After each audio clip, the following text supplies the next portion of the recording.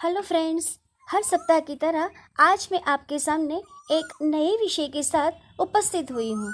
तो जाने आज मैं आपको क्या बताने जा रही हूँ। कौन से समय किस जगह पे भजन, दान इत्यादि करना चाहिए और जीवन को कल्याण का सुगम मार्ग बनाना चाहिए।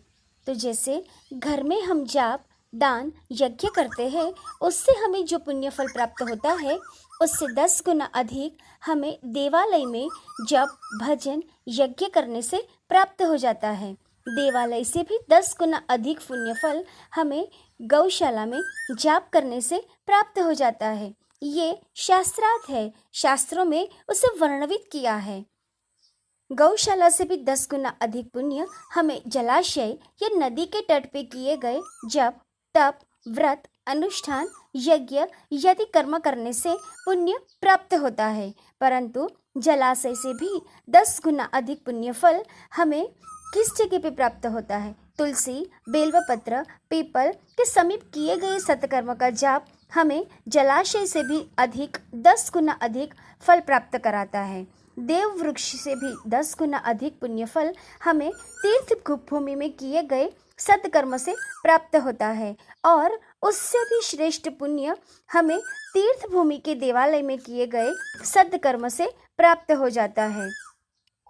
किए गए जप, तप, दान से हमें तीर्थ भूमि के देवालय में जो फल प्राप्त होता है उससे भी अधिक फल हमें गंगा नदी के तट पे किए गए सत्कर्म से प्राप्त हो जाता है और गंगा नदी से भी 10 गुना अधिक पुण्य फल हमें सागर के तट पे किए गए अनुष्ठान, जप, तप, व्रत, दान करने से पुण्य प्राप्त होता है। सागर से भी अधिक पुण्य हमें पर्वत के शिखर पे जाप करने से प्राप्त होता है और पर्वत के शिखर से भी अधिक 10 गुना पुण्य हमें कहाँ से प्राप्त होता है? जब सूर्य उत्तरायण में आता है, यानी कि मकर संक्रांति के दिन हम जो पुण्य फल प्राप्त करते हैं वो पर्वत के शिखर से 10 गुना अधिक प्राप्त होता है और मकर संक्रांति से भी 10 गुना अधिक पुण्य फल हमें चंद्र ग्रहण के दौरान किए गए सत्कर्म से प्राप्त हो जाता है। चंद्र ग्रहण से भी 10 गुना अधिक पुण्य फल हमें सूर्य ग्रहण के दौरान किए गए सत्कर्म से प्राप्त हो जाता है।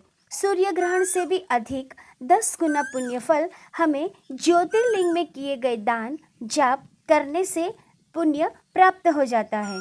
परंतु ज्योतिर्लिंग से भी अधिक 10 गुना पुण्य हमें कथा पंडाल में कथा सुनने से प्राप्त हो जाता है। सोने पे सुहागा तो वो तब होगा जब वो कथा किसी तीर्थ भूमि में हो, तो बस उसकी क्या कहना। परंतु इन सब में श्रेष्ठ उत्तम फल हमें हमारे गुरुदेव के सानिध्य में, भजनानंदी व्यक्ति के उपस्थिति में किए सत्कर्म में या श्रेष्ठ महात्मा, साधक, उपासक, त्यागी, वैरागी, ब्रह्मचारी के सामने भजन करने से हमें करोड़ों गुना, अनंत गुना फल प्राप्त करने वाला होता है। तो दोस्तों, मेरी ये जानकारी आपको अच्छी लगी हो तो चैनल को लाइक, शेयर, सब्सक्राइब करें।